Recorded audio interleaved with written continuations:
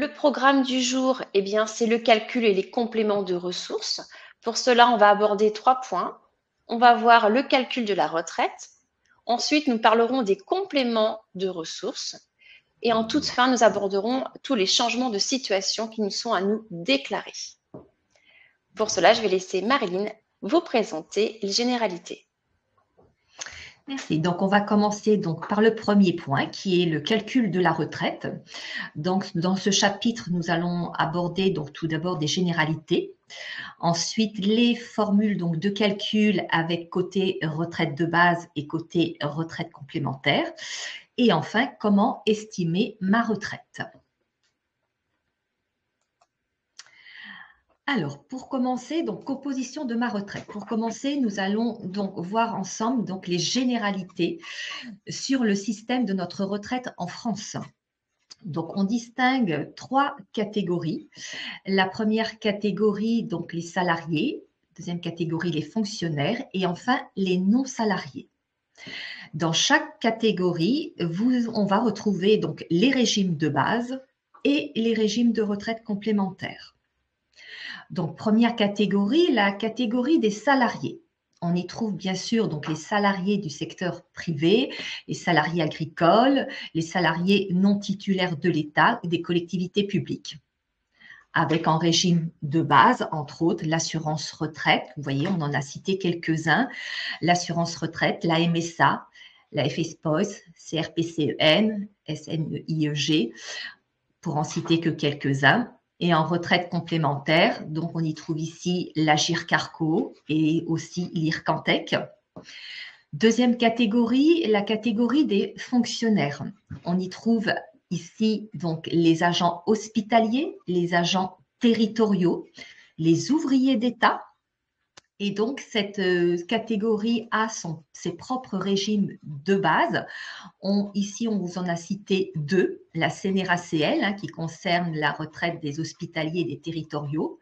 Vous avez la retraite de l'État, appelée SRE. Vous verrez sur les documents, SRE, c'est la retraite de l'État. Et puis, donc, les fonctionnaires ont leur propre régime de retraite complémentaire depuis 2005 qui s'appelle le RAFT, le régime additionnel de la fonction publique. Et enfin, donc, la dernière catégorie, la catégorie des non-salariés. Donc, dans cette catégorie, on trouve donc les artisans, les commerçants, les exploitants agricoles et aussi toutes les professions libérales. Donc, cette catégorie de professions non salariées, on retrouve en régime de base toujours l'assurance retraite MSA, mais aussi la CAVIMAC, la CPRN, entre autres. Et en régime complémentaire, eh bien, elle va être gérée par l'assurance retraite ou MSA. Donc, il faut savoir que chaque caisse va calculer et payer les droits correspondants. Au fil de sa carrière, un assuré peut rentrer dans différentes catégories, avoir été par exemple salarié et non salarié. Je poursuis donc sur la composition de ma retraite. On a choisi de faire un focus sur 3 caisses.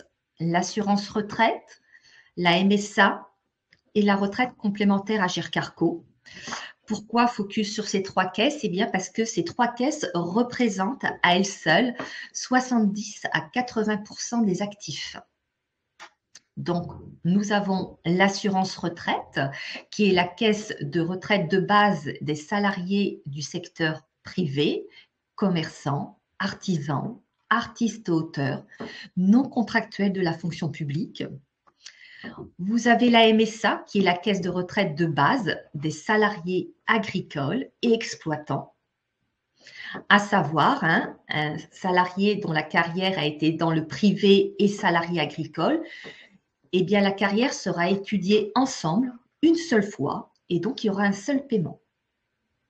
Et puis donc le régime de retraite complémentaire, nous avons retenu le régime Agirc-Arrco, qui est la caisse de retraite complémentaire des salariés du secteur privé. Donc voilà les 3 régimes dont nous allons vous parler. Donc je laisse la main à Magali.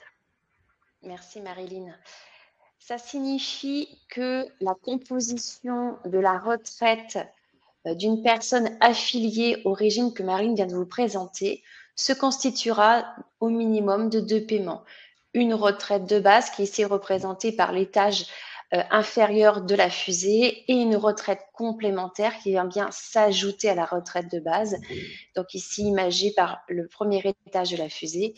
À L2 et à ces 2 étages, eh bien, nous aurons l'ensemble de la composition de la retraite, donc au minimum 2 montants.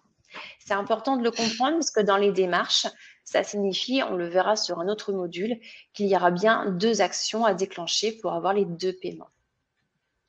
Concrètement, ce qu'il faut tout de même retenir et comprendre, c'est que le montant de la retraite, eh bien, il dépend essentiellement de la hauteur des revenus d'activité tout au long de la carrière et du nombre de trimestres et de points acquis. C'est ce qui va quand même interférer dans le mode de calcul qu'on va vous expliquer juste après. On va commencer par la formule de calcul du régime général, donc de l'assurance retraite. Vous pouvez constater qu'elle est en plusieurs étapes. On vous dit qu'on va commencer par une moyenne, donc c'est ce qu'on appelle le revenu annuel moyen, auquel on va lui appliquer un taux, puis on va lui appliquer une fraction. Et une fois qu'on aura fait ces 3 étapes, eh bien, on pourra déterminer le montant de retraite à servir à notre adhérent. Donc, on va prendre le temps de comprendre les mécanismes à chaque étape. On va commencer par la moyenne. On parle de la moyenne des 25 meilleures années. Les 25 meilleures années ne sont pas systématiquement les 25 dernières. Tout dépend du parcours. Donc, on va reprendre le relevé de carrière qu'on vous avait déjà expliqué dans un premier module. Ce relevé de carrière, on va s'intéresser à la colonne revenus. Et c'est à partir de là qu'on va pouvoir déterminer les 25 meilleures années. Donc, avant tout, on va traduire ces revenus, si vous voyez en brut, en euros, puisque le début de parcours était en francs. Et on va revaloriser chaque année, puisqu'on ne peut pas comparer des salaires des années 80 ou 90 à aujourd'hui. Donc, ce sont des décrets qui nous donnent les coûts de revalorisation. Une fois que cette étape est faite, on va pouvoir faire ressortir les 25 meilleurs. Il arrive que dans des parcours, on n'ait pas 25 années. Tout simplement parce que les parcours, avec des aléas de la vie, on n'a pas 25 années d'activité. Donc, on retiendra l'ensemble des années. S'il n'y en a que 20, on prendra les 20. On va dire qu'on va pouvoir trier les 25 meilleurs au-delà de 26 années d'activité. Ce qui est à retenir, c'est l'année du départ à la retraite. L'année du départ à la retraite, en son fonctionnement dans le calcul, elle est un peu particulière. Je vais vous donner un exemple. Si une retraite prenait effet un 1er décembre d'une année, ça signifie que le salarié a travaillé de janvier à novembre pour une retraite au 1er décembre. Ça peut être des très bons salaires pour lui. Pour autant, ils ne rentreront pas dans le calcul puisque l'année civile du départ à la retraite n'est pas terminée. C'est pour ça que parfois, on peut entendre des départs qui sont décalés, repoussés à un 1er janvier. C'est parce que dans cette carrière, dans cette situation, l'assuré a plus d'intérêt à reporter son point de départ d'1 mois. Bien sûr, ce n'est pas le cas pour tous. Marilyn vous parlera du simulateur et vous dira comment déterminer si c'est important de décaler son point de départ. Restons sur le calcul. Une fois qu'on a fait cette moyenne des 25 meilleures années, on va venir lui appliquer un taux. Donc le taux, c'est réglementaire, c'est un pourcentage. Ce pourcentage, au maximum, il est de 50%. Quand on parle de taux plein ou de taux maximum à la CARSAT, c'est 50%. Ces 50%, comment on peut les obtenir? Parce que c'est ce qui va permettre d'avoir un calcul le plus favorable, en tout cas le plus complet possible. La première possibilité, c'est en réunissant le nombre de trimestres exigés par rapport à la génération de la personne. Donc, pour mémoire, en 1965, donc génération 1965, est attendu 172 trimestres. Donc, dès lors que ce nombre de trimestres est atteint, c'est assuré à la garantie d'avoir un calcul complet avec un taux de 50%. On peut aussi accorder le taux de 50% d'office pour une situation de santé. Donc ici, on va regarder la reconnaissance au moment du départ à la retraite. Donc, on va parler ici d'adultes handicapés, de pension d'invalidité, d'incapacité permanente, d'inaptitude au travail. Ce sont ces éléments que nous allons venir vérifier, déterminer au moment du départ à la retraite. On pourra accorder un calcul, donc un taux plein de 50% pour un motif santé, même s'il manque des trimestres. Ici, la notion d'atteindre le nombre de trimestres par rapport à sa génération n'est pas un prérequis. C'est vraiment la santé qui va être ici retenue et qui va valider le taux de 50%. Autre possibilité, c'est d'attendre ou atteindre l'âge de 67 ans.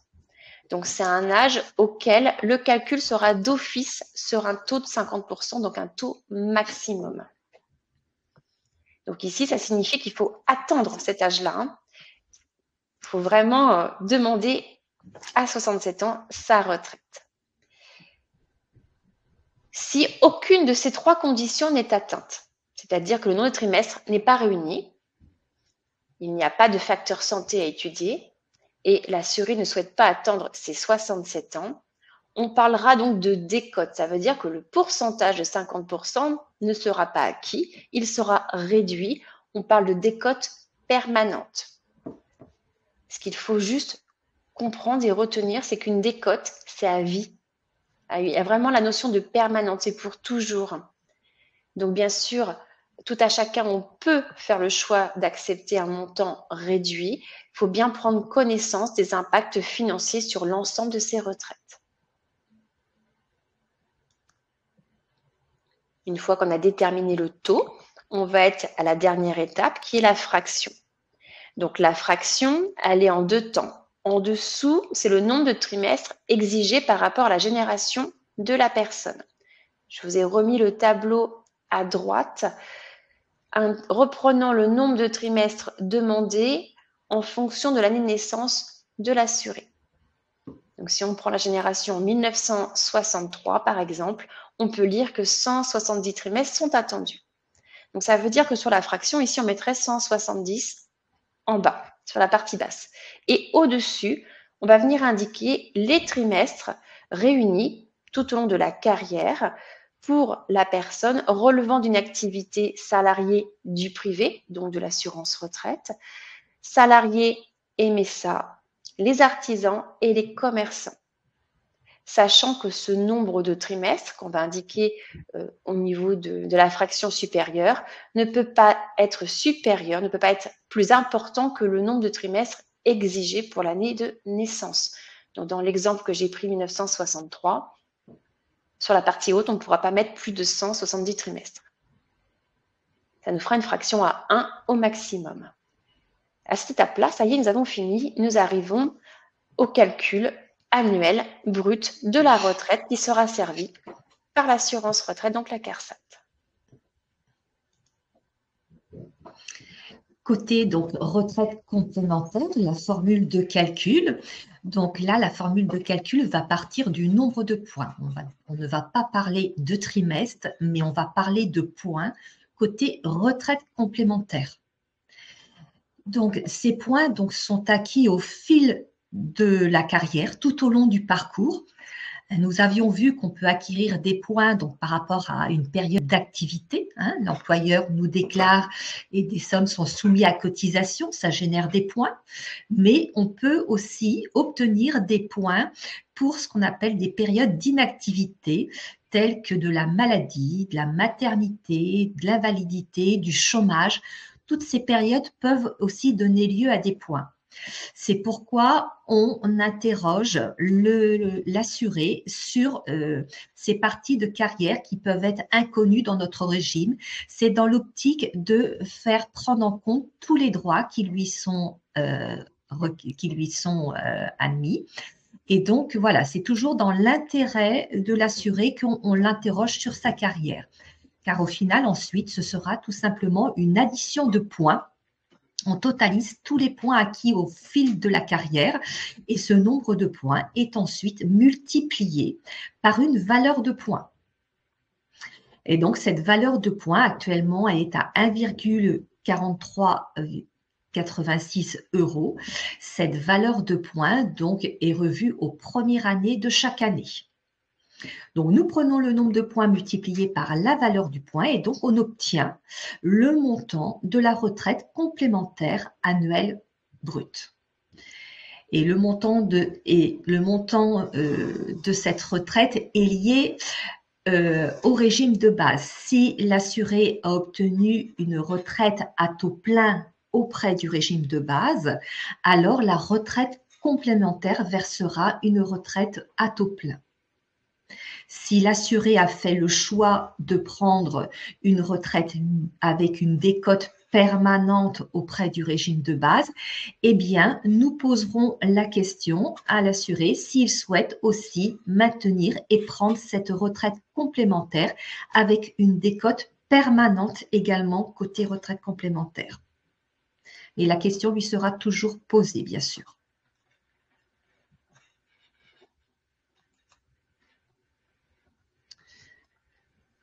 Alors, on va maintenant imaginer tout ça avec des exemples. Donc, exemple numéro 1, Camille a 172 trimestres. Donc, par rapport à sa génération, elle réunit bien les trimestres nécessaires.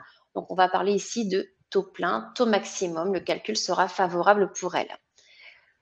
On va commencer par la première partie qui est l'assurance retraite. Donc, en bleu, eh bien, on va faire la moyenne des 25 meilleures années. Donc, dans l'exemple ici, la moyenne sera de 25 000 €. On lui appliquera un taux maximum puisqu'on sait qu'elle a bien réuni tous ses trimestres.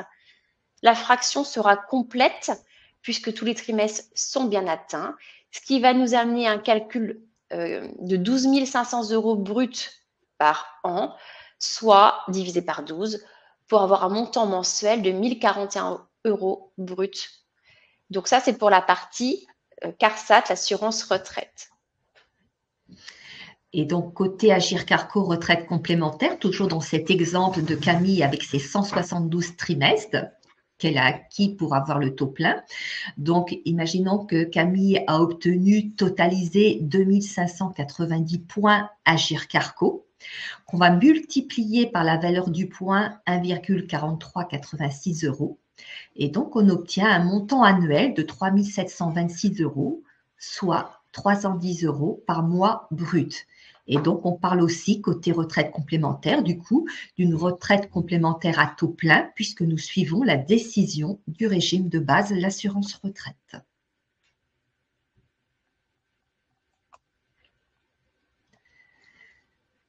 Deuxième exemple, vas-y. Exemple 2, Camille. Donc, elle ne réunit pas le nombre de trimestres nécessaires. Il lui en faut 172. Seulement, elle en totalise 164 au moment de son départ à la retraite. Donc, on se repositionne dans la zone bleue pour l'assurance retraite. La moyenne ne change pas. Les meilleures années, c'est toujours les 25 000 €. Mais là, on voit un premier changement, un premier abattement qui va s'appliquer, c'est son taux. Le taux va être réduit des côtés. C'est un coefficient par trimestre manquant. Donc là, c'est un premier impact à la baisse sur le montant à servir. Deuxième impact, c'est la fraction. La fraction n'est pas complète. Donc, ça va aussi venir intervenir sur le montant qu'on va lui servir. On peut constater qu'ici, on va parler de 894 € bruts par mois à servir pour la partie retraite de base, l'assurance retraite. Ensuite, deuxième niveau, donc côté Agir Carco, donc on repart toujours avec notre exemple où Camille a acquis donc 2590 points qu'on multiplie par la valeur du point 1,4386.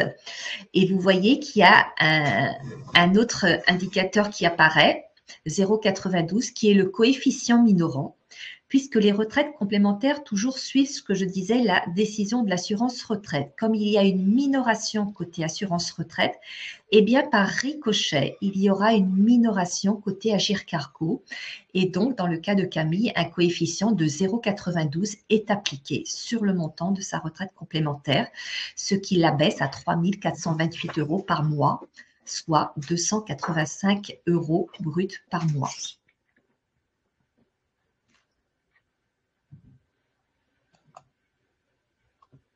exemple numéro 3, donc c'est le dernier.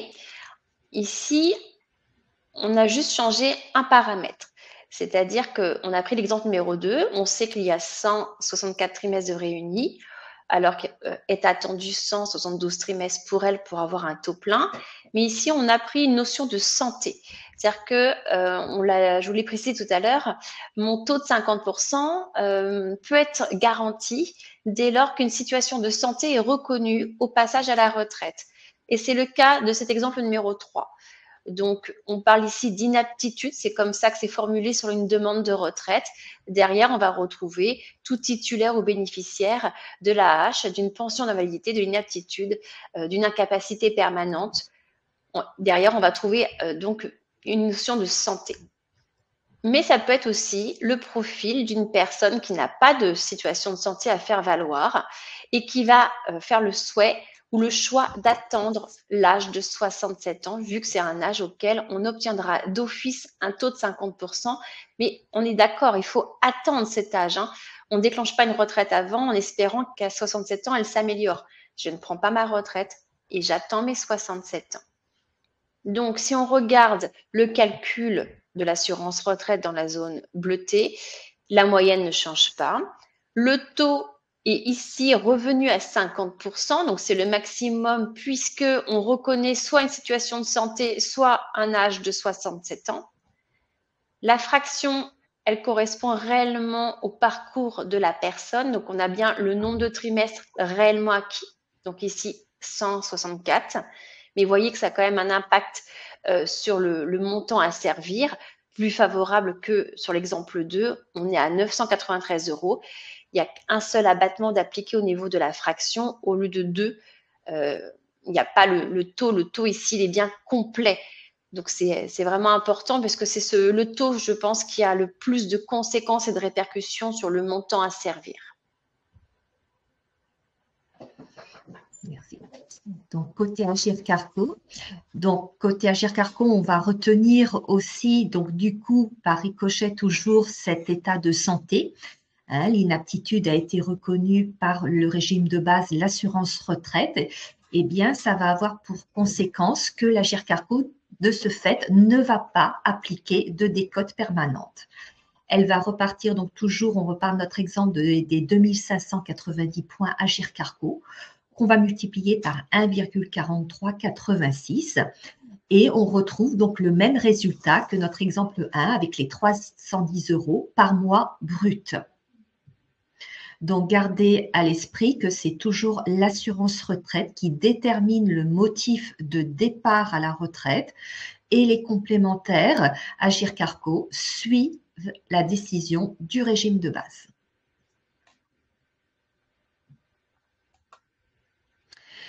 Donc, nous avons vu le calcul, nous allons poursuivre avec l'estimation. Il faut savoir qu'il vous est possible d'estimer la retraite à partir de ce qu'on appelle du simulateur Marel. Ce simulateur Marel donc, est à disposition sur les 3 principaux sites officiels de retraite, c'est-à-dire info-retraite.fr, l'assurance-retraite.fr ou encore agir-arco.fr. Vous avez accès par ces 3 sites au simulateur. C'est un simulateur interrégime et donc quel que soit le site que vous choisissez, vous retomberez toujours sur le même simulateur. Et donc je disais, c'est un simulateur interrégime puisqu'il va retenir tous les régimes auprès duquel l'assuré a cotisé. Deux chemins sont possibles pour choisir cette estimation. Vous avez soit la possibilité de choisir l'estimation rapide ou l'estimation personnalisée. L'estimation rapide, ça vous envoie directement au résultat avec des propositions d'estimation. Si vous retenez l'estimation personnalisée, 2 questions sont posées, simples. Une première question sur le nombre d'enfants et une deuxième question sur la situation future. On va vous conseiller plutôt de passer par l'estimation personnalisée. Car si les enfants n'ont pas été déclarés, eh bien, le simulateur, en indiquant le nombre d'enfants, le simulateur est capable de calculer les trimestres pour enfants et éventuellement la majoration pour enfants s'il y a eu au moins 3 enfants. Et puis, l'estimation future, ça permet de maîtriser, de voir ce que le simulateur va retenir. Par défaut, il va chercher sur les 5 dernières années ce que l'assuré a fait. Et s'il constate qu'il est salarié dans le secteur privé, eh bien, il va proposer de simuler les droits, aussi bien les trimestres que les points, sur la partie future. Voilà comment fonctionne donc le simulateur. Donc, passez plutôt par estimation personnalisée. Donc, une fois que vous avez répondu aux 2 questions, vous arrivez donc sur les propositions d'estimation. En général, il y en a 2 ou 3, cela dépend. Mais vous avez au moins toujours une à l'âge légal. L'exemple que nous avons pris, c'est une personne qui peut prétendre à une retraite à l'âge légal à partir de 64 ans, à compter du 1er juin 2033. Et une deuxième estimation, toujours, est proposée à l'âge qu'on appelle du taux plein automatique, 67 ans, 1er juin 2036. Déjà, avec ces 2 estimations, ça vous permet de voir l'impact sur le montant de la retraite. Bien sûr, donc si l'assuré prend sa retraite à 64 ans, ça veut dire que les droits sont calculés jusqu'à 64 ans. Si elle prend le montant de sa retraite à 67 ans, ça veut dire que l'assuré travaille jusqu'à 67 ans. Les montants affichés, les estimations affichées sont toujours en brut. Et vous voyez que vous avez un bouton sur la droite qui vous permet de passer en net. Entre le brut et le net, ce sont ce qu'on appelle les prélèvements sociaux, CSG, RDS, CASA. On va vous en reparler un petit peu plus loin de ces prélèvements sociaux. Le simulateur, lui, prend le maximum au niveau des cotisations. Il prend le maximum parce que c'est bien lié à la fiscalité de l'assuré. Et là, lorsque l'on fait l'estimation, on ne connaît pas la fiscalité. Donc, c'est le maximum. Ensuite, donc, tout à droite du montant en euros, vous avez une petite flèche qui va vers le bas parce que dans l'exemple à 64 ans, les 540 € annoncés, c'est tout régime confondu. Donc, pour avoir la répartition du montant de retraite par régime, vous cliquez sur la petite flèche et là, la page va se dérouler et vous allez pouvoir prendre connaissance combien sera versé par l'assurance retraite et combien sera versé par l'Agirc Arrco. Dans notre exemple, toujours à 64 ans, sur les 540 €, eh bien, on se rend compte que 387,90 € bruts par mois seront versés par l'assurance retraite et 152,34 € bruts par mois seront versés par la caisse de retraite complémentaire Agirc Arrco.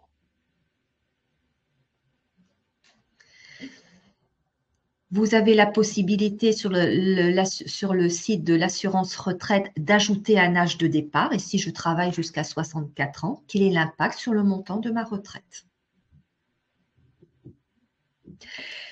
Si l'assuré n'a pas son nombre de trimestres, par exemple à l'âge légal, le simulateur, bien sûr, va proposer la première date à l'âge légal parce que le droit est ouvert à partir de l'âge légal, mais il y aura une décote. Et donc, cette décote, vous la verrez apparaître lorsque vous verrez le montant de la minoration de la décote permanente, vous la verrez apparaître lorsque vous ferez dérouler la page. N'hésitez pas à utiliser ce simulateur qui est assez simple d'utilisation et qui donne une vision, voilà, sur la future retraite d'un assuré.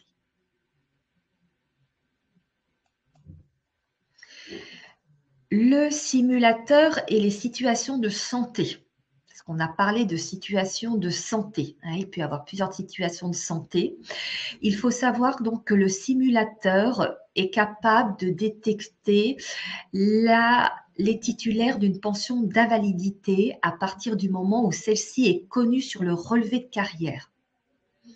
Donc, je m'explique. Donc, un assuré qui est en situation, donc il perçoit une pension d'invalidité de la CPAM, qui est déjà connue sur son relevé de carrière.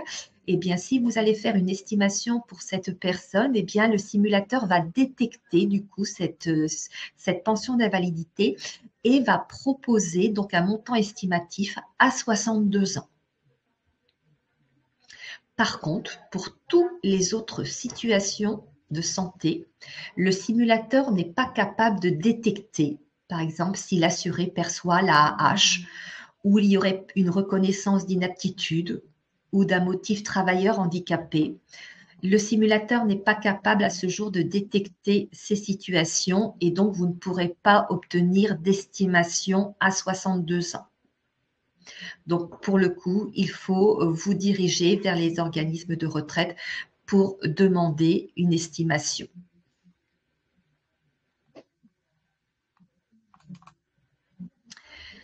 Je vous parlais tout à l'heure des prélèvements sociaux. Voilà, il faut savoir donc que sur les pensions, quel que soit le régime, des prélèvements sociaux peuvent être prélevés sur les pensions.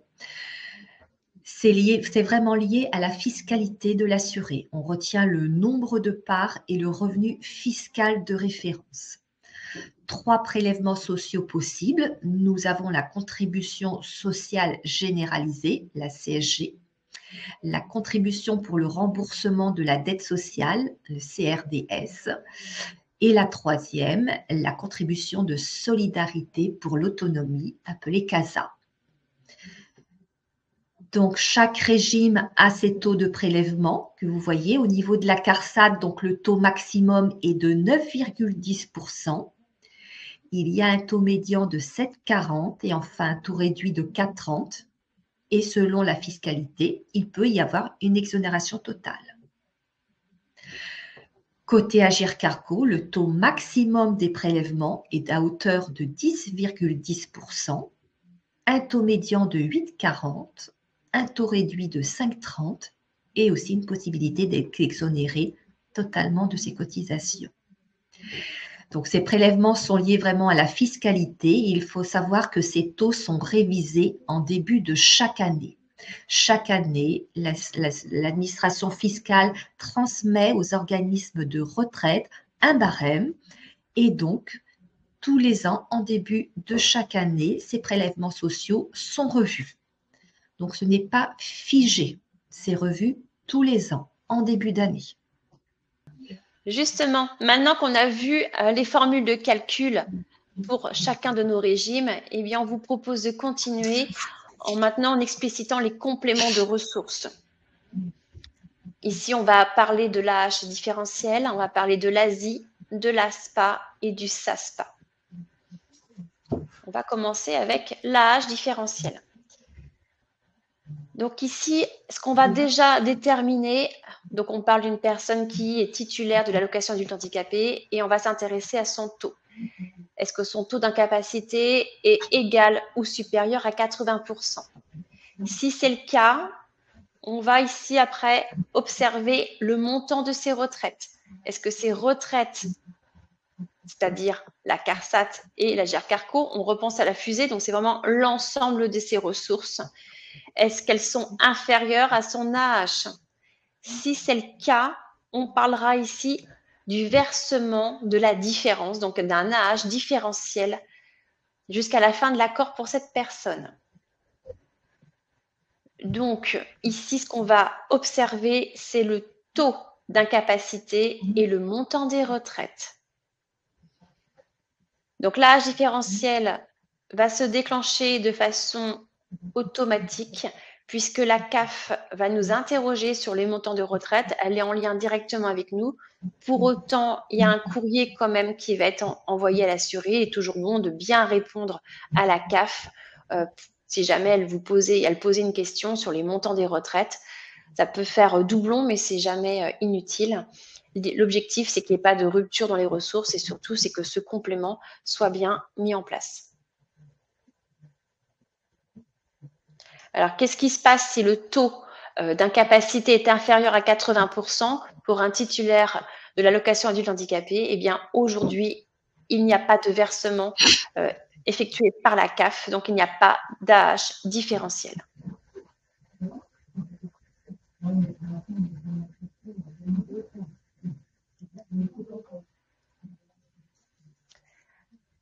Alors, comment on peut compléter un montant de retraite? Il y a une allocation qui s'appelle l'ASI, allocation supplémentaire d'invalidité. Cette allocation va être servie sous conditions. Déjà, c'est pour une personne qui ferait valoir sa retraite entre 55 ans et 62 ans. Sur le module précédent, on avait abordé tous les âges de départ à la retraite et on vous expliquait qu'il y avait des possibilités de prendre une retraite entre 55 ans et 62 ans sous condition.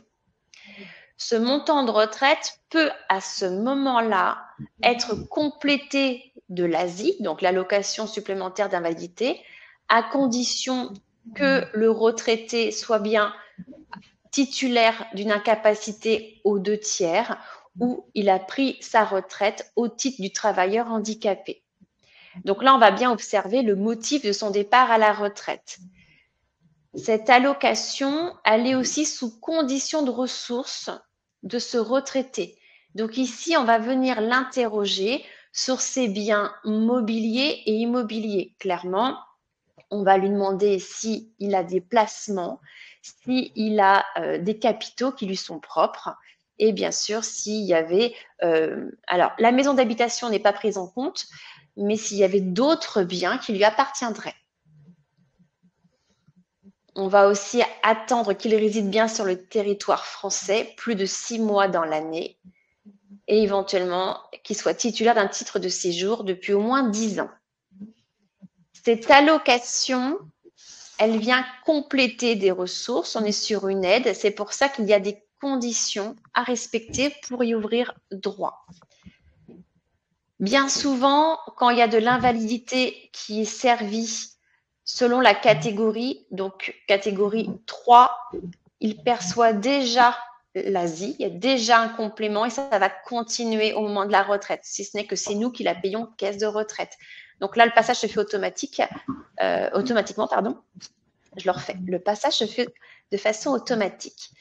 Sinon, il faudra bien le demander. Alors, le principe, je le reprends. On va bien étudier l'ensemble des retraites de la personne. Donc, la retraite de base et la complémentaire.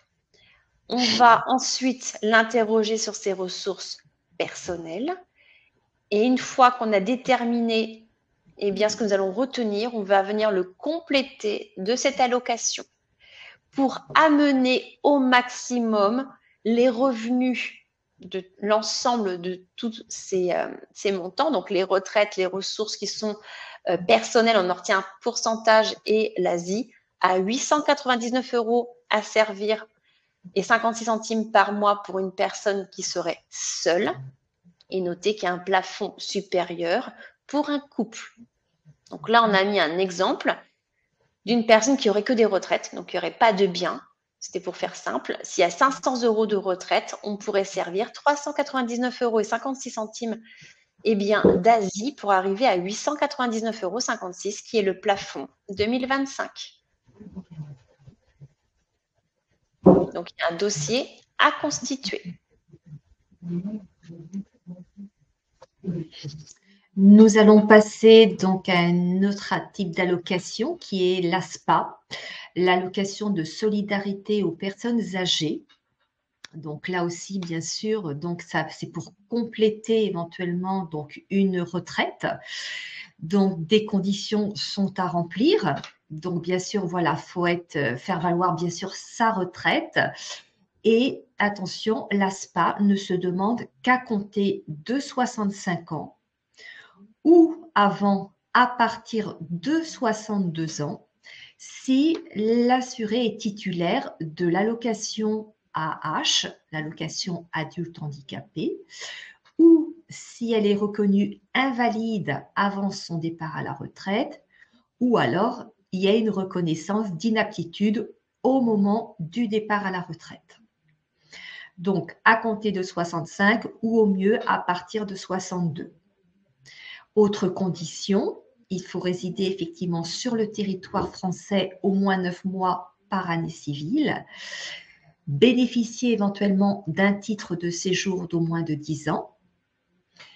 Là aussi, des conditions de ressources sont demandées entre biens mobiliers et biens immobiliers, comme Magali vient d'en parler dans la précédente allocation. Et il faut savoir que c'est une allocation récupérable sur la succession. Donc, vu qu'il y a des conditions de ressources, bien sûr, pensez à signaler toute variation de ressources. Donc, c'était l'allocation ASPA. Le principe du calcul de cette allocation ASPA, vous voyez que là aussi, on va se positionner, est-ce que la personne est seule ou en couple? Pour une personne seule, donc si l'ensemble de ses retraites, voire autres ressources, est inférieur à 1034,28 €, eh bien, il y a une possibilité d'avoir un complément d'ASPA. Donc, on a pris aussi là un exemple simple avec la personne n'ayant que des retraites à hauteur de 625 €. Eh bien, ça pourra être complété par un montant d'ASPA de 409,28 € pour arriver aux 1034 pour une personne. Si c'est un couple, la personne est en couple, eh bien, le montant maximum sera porté à 1605,73 €. Donc, voilà pour l'ASPA. Et le dernier complément de ressources qu'on voulait vous présenter, donc c'est le SASPA, le service de l'allocation de solidarité aux personnes âgées. Donc, le principe, pour qui est-elle destinée cette allocation?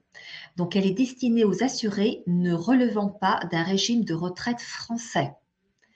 Donc, des conditions, bien sûr, aussi sont à remplir à partir toujours de 65 ans ou avant, dès 62, si la personne est bénéficiaire de l'allocation AAH ou si elle est reconnue inapte au travail, ou encore les personnes considérées comme anciens déportés ou internés titulaires de la carte délivrée à ce titre, ou encore les anciens prisonniers de guerre. Ces deux derniers points, on en voit effectivement moins. Mais voilà les conditions requises, exigées. Ensuite, il faut résider sur le territoire français au moins 9 mois par année civile, bénéficier également d'un titre de séjour d'au moins de 10 ans. Toujours, on retrouve toujours les conditions de ressources avec retenue les biens mobiliers et immobiliers. Et également, c'est une allocation récupérable sur la succession. Lorsqu'on dit récupérable sur la succession, que ce soit l'ASPA ou la SASPA, il y a un barème qui est fixé au 1er janvier de chaque année.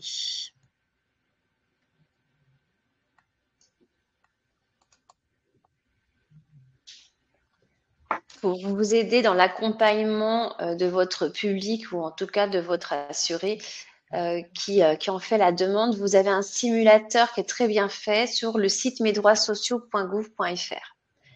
Donc, c'est un simulateur qui est gratuit, qui va en quelques minutes, allez, en une dizaine de minutes, permettre d'avoir une vue sur les futurs droits à déclencher, sur les aides possibles pour la personne.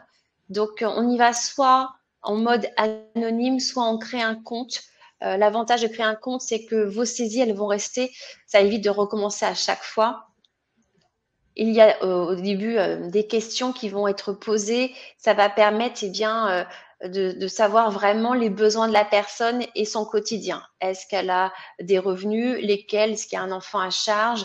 Est-ce qu'elle rembourse un crédit? Est-ce qu'elle paye un loyer? Voilà. On va vraiment balayer, j'ai envie de dire, les ressources et les revenus de la personne dans son entièreté. Puis derrière, le simulateur va étudier jusqu'à 58 aides de l'État. Donc, bien sûr, c'est une estimation d'aide. Il se peut que finalement, quand on va jusqu'au bout du dossier, il y avait peut-être d'autres critères à prendre en compte qui fait que finalement, on n'aura pas le droit à cette aide. Mais en tout cas, ça va éveiller la personne sur des possibilités et d'aller creuser le sujet. Donc, dans ces aides, on va retrouver ce qu'on vient de vous dire, c'est-à-dire l'ASI, l'ASPA, le SASPA, sont connus et sont déjà répertoriés dans les aides ici du simulateur mesdroitssociaux.gouv. Donc, je vous invite vivement, si vous ne le connaissez pas, ce simulateur, eh bien, à le tester, déjà pour vous-même et puis pour les personnes que vous accompagnez.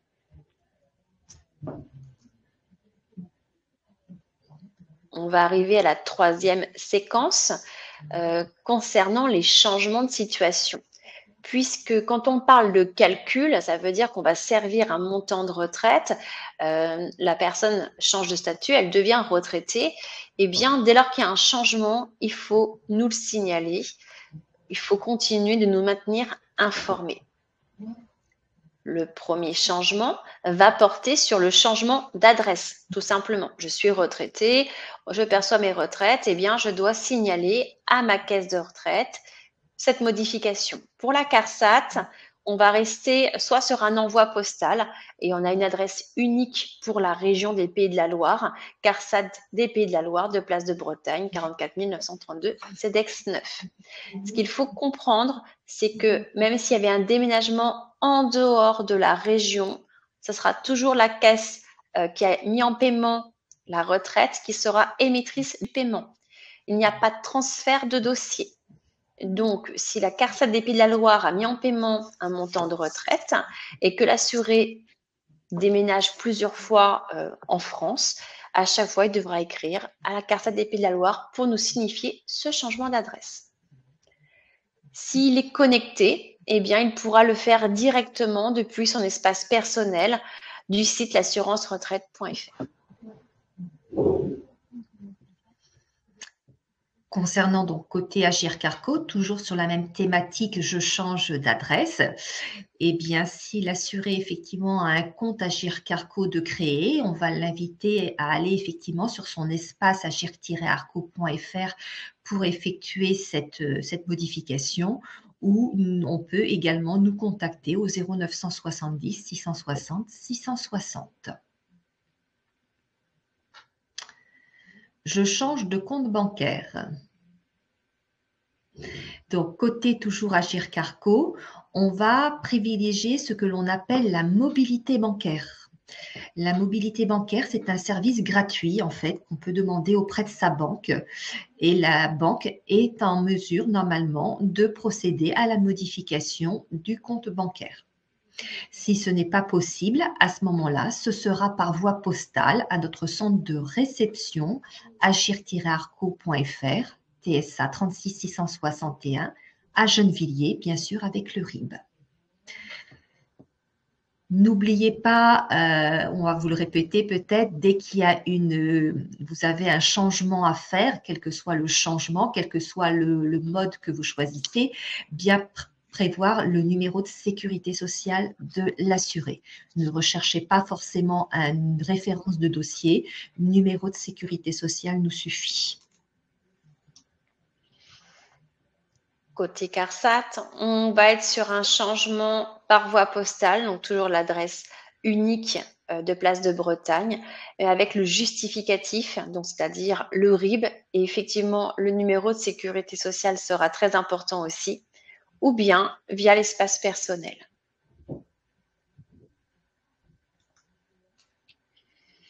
Les ressources de mon foyer ont changé. Donc là, ici, on peut imaginer différents scénarios. Effectivement, mon conjoint passe à temps partiel ou tout simplement est aussi à la retraite ou connaît peut-être une situation de longue période d'arrêt maladie.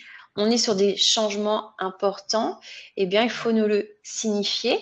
Dès lors que nous payons des aides, donc je pense ici à l'ASPA principalement, il va falloir nous signaler ces changements avec les justificatifs pour qu'on puisse eh bien, réétudier, revoir le montant que nous servons.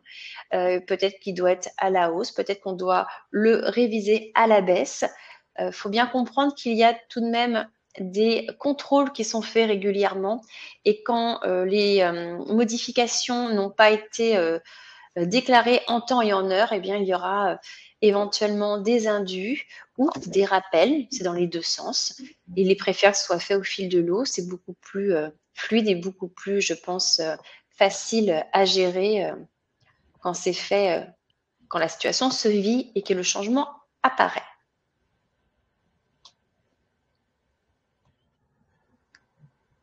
Donc, côté Agir Carco, au niveau de cette thématique, les ressources de mon foyer ont changé. Donc, il n'y a pas d'impact.